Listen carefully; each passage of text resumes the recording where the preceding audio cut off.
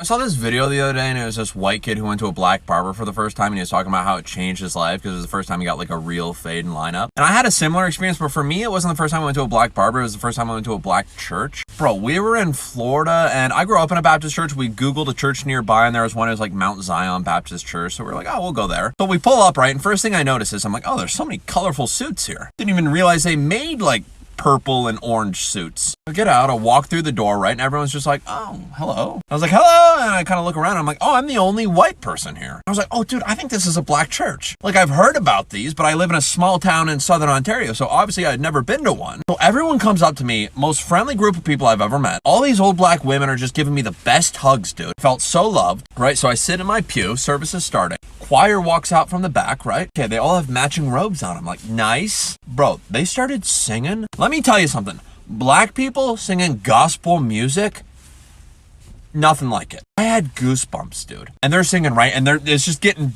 better and better. Midway through the worship, dude, they're running up and down the aisles of the church. So the congregation is shouting and waving freaking hanky. All these old ladies had these like fans that spread out and were just fanning themselves and shouting. It was like, let's go! I was fired. I was jazzed, dude. I was just like clapping my hands off beat because I have no rhythm. One old lady just stopped. She's like, no. I was like, yes, ma'am.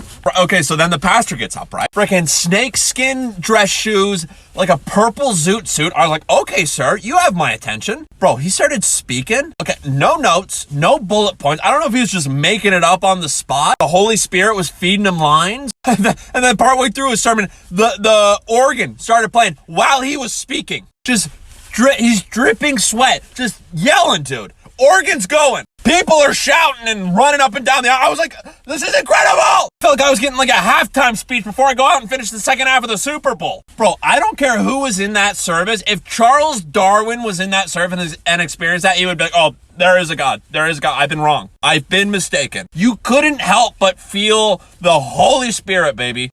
Oh man, I wish someone would come to St. Thomas, Ontario and start a black church. That's the problem. Any church I go to now around here just feels so boring and dull. I've grown up in church my whole life, but that was the first day I'd ever truly gone to church, dude.